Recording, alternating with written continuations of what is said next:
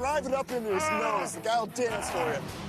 What's up, guys? It's Spoonie here, safe from within the confines of my very own private jet. And we're going to be taking a look at one of my favorite TV shows, Surviving Disaster, specifically the airplane one. It's one of those it's so bad that it's good kind of shows. And let's see what we got for this week. You will see a highly realistic simulation of an aircraft hijack. See how everyday items can become improvised weapons. Tackle hijackers with military combat techniques. See, our boy Cade is what military science likes to call a force multiplier. Basically, he's going to teach us plebs how to fight. But today, your flight will be hijacked. You will fly a 300,000-pound airliner and make an emergency landing.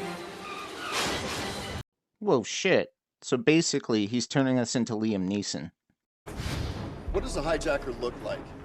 They could be anybody, anywhere, anytime. So is he saying, like, could I be like a sleeper agent and not even know it?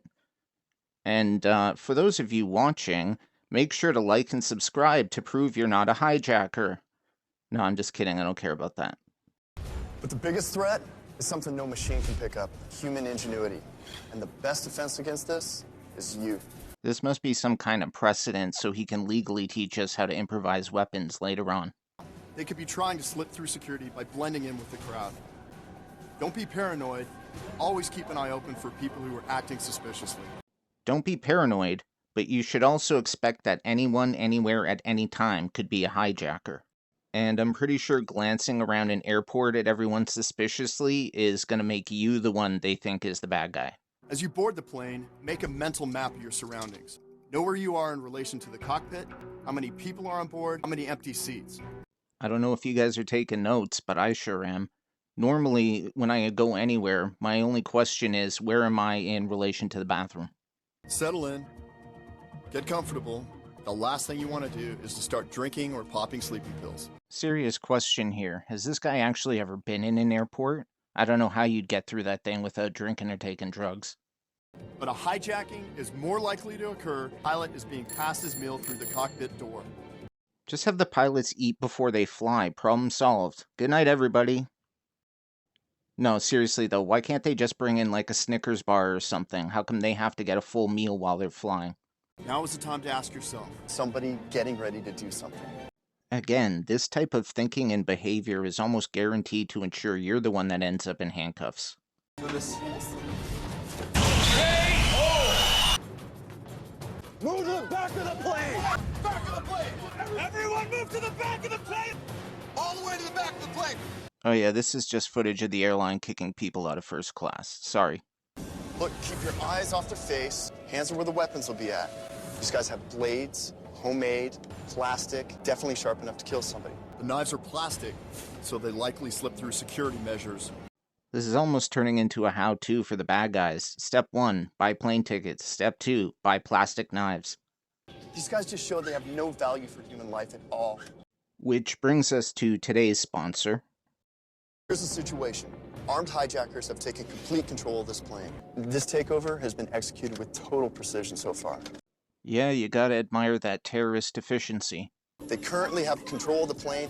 Look at me, sure. Look at me, sure. I'm the captain now. They threatened to crash it. These guys are planning something very big. Are there any small-scale reasons for hijacking a plane?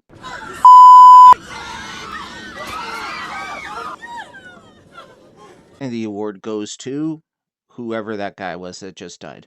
These guys had a sleeper. He was embedded with the passenger, waiting for an attacker. A sleeper lies in wait for instructions from the other hijackers. They had him remain seated as a passenger, ready to jump into action. But they didn't know our boy Cade Courtley was on this flight. His presence in the show is pretty weird because it's like he's sort of like a narrator, but there are times where he's actually involved in the scene, helping out and giving instructions. And in this case, he's basically our own sleeper agent. Our first priority, find out what their intentions are. See what I mean? He said our first priorities. Are you gonna step up or what, dude? You're way too skilled for this just to be a ride to a foreign country. This sounded so ridiculous to me the first time I heard it, but the more I reflected on it, the more I realized travel ain't cheap. They just steered the plane off course. Air traffic control is tracking our flight, and now they know something is wrong. Also watching the skies, NORAD is the Air Force's tracking center, monitors U.S. airspace at all times. If you get to a point where we just don't know enough, still not looking like the pilot is complying, better to launch the fighters. Our plane has just been classified as a target of interest. Jets have been scrambled from the nearest Air Force base. Look, I understand this reaction. I really do. It's just a little unsettling to hear these people actually talking about their willingness to shoot down a commercial aircraft. Everything from this moment on is about survival. It's time to strike back. We need to assemble a team. Nick Fury, Director of S.H.I.E.L.D. I'm here to talk to you about the Avenger Initiative. Our initial team needs to be 4 to 6 people.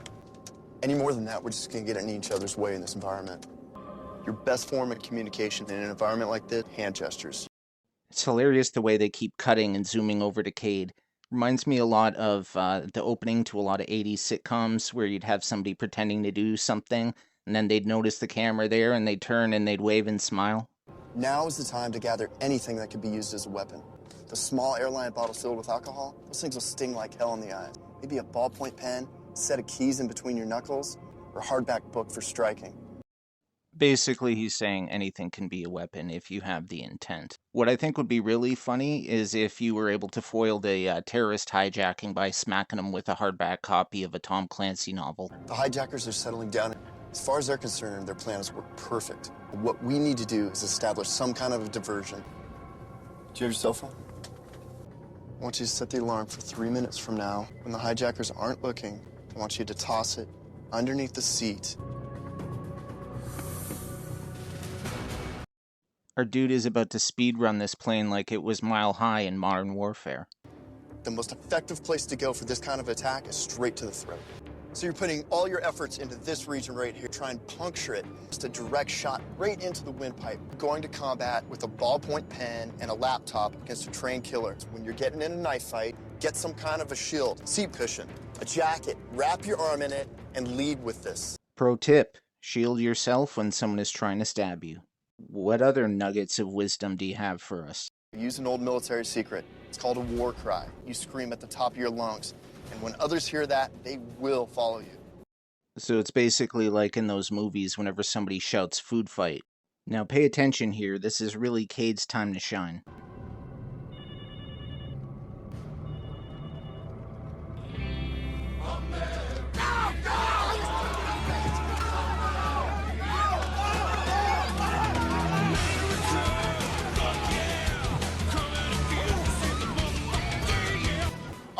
Dominated this guy. This guy starts giving you problems. Here's the time to just dump his ass right back down into the deck. We have 3 hijackers down, but there's still a 4th hijacker in the cockpit. If we don't get to him, this flight will end in disaster. Damn, shit is real. Okay, Cade, so what do I do after I'm done dominating another man on board a plane? Keep him on his knees. He's below you. You have total control of this guy. If he gives you any problems, take your hand, rotate it right into his upper lip, drive it up into his nose. The guy will dance for you. All right, again, it's all about control. You're removing this guy's physical ability to move. That's step 1. Okay, these guys are totally immobile. They cannot move. Now deprive their senses. Eyesight, ability to talk, even shove something in their ears. Damn, my boy Cade, a freak, keeps talking about dominating men, tying them up, and depriving their senses. Air Force F-16s are inbound with clearance to shoot this plane down. Retaking control is the only way we can let the fighters know that we are friendly. All right, we need to get through that reinforced door. So if you can find something heavy enough that you can move fast enough, you might get through. Again, is this really information we want out there? I mean, hijackers could be watching this episode and taking notes, so now they know how to get in a cockpit. Is there a drink cart up here? Fill it with everything, sodas, water, anything that's gonna make that thing heavy. Simply put, the more the cart weighs, the better our chances of busting through that door. Be ready, you don't know the status of the pilots. If there is no one on board with flight experience, choose the calmest person in your group to fly the plane. Yeah, all you have to do is find the calmest person in a situation where your plane's been hijacked and they've killed 2 passengers. You're gonna be our pilot. No. I'm with you, dude. You can do this, it's a piece of cake. You're gonna go in there and grab this thing. What this does is controls the planes this way and your elevation. Okay, so now that we've got control of the plane, we just need to figure out how to land it. Simple, right? Anyways, that's going to be in a part 2 of this video, so stay tuned for that. I thank you guys for watching. I really would appreciate any kind of comments or feedback on this.